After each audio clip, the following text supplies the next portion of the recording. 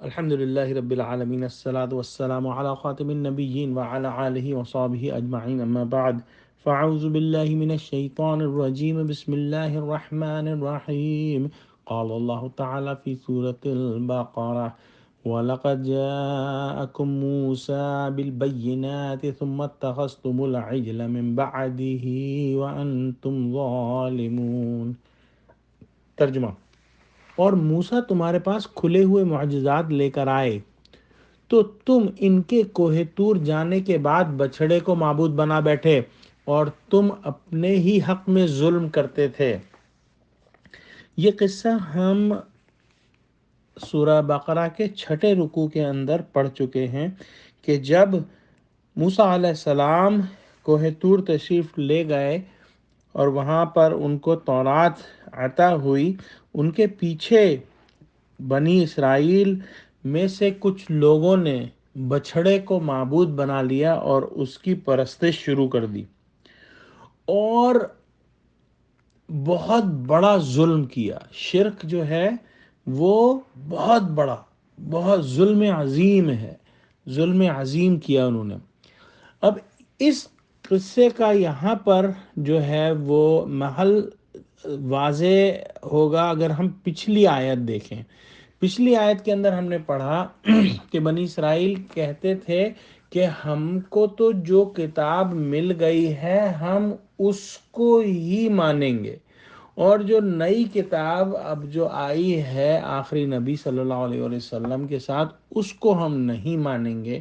گویا وہ یہ کہہ رہے تھے کہ ہم تو بس شریعت موسوی کو ہی ماننے والے ہیں، اور موسیٰ علیہ السلام نے جو ہم کو تعلیمات دی ہیں ہم ان پر ہی چلنے والے ہیں۔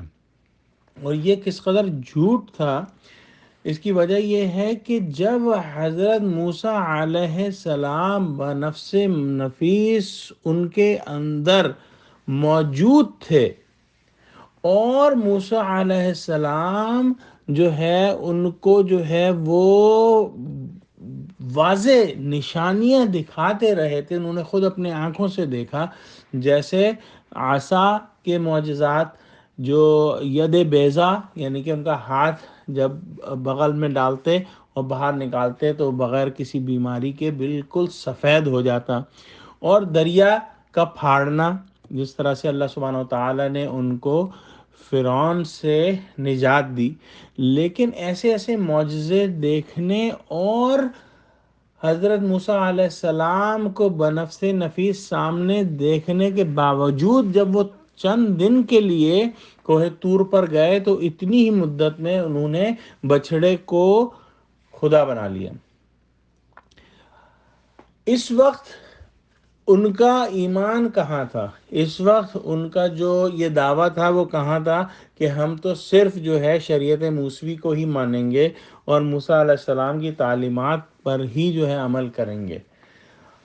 یہ اس وقت بھی جھوٹ بول رہے تھے، اور یہ محمد صلی اللہ علیہ وآلہ وسلم کی بعثت کے وقت بھی جھوٹ بول رہے تھے، اور جب یہ آج یہ کہتے ہیں کہ ہم جو ہے وہ تورات ماننے والے ہیں اور ہم موسیٰ علیہ السلام کی شریعت پر چلنے والے ہیں، تو آج بھی یہ جھوٹ بولتے ہیں۔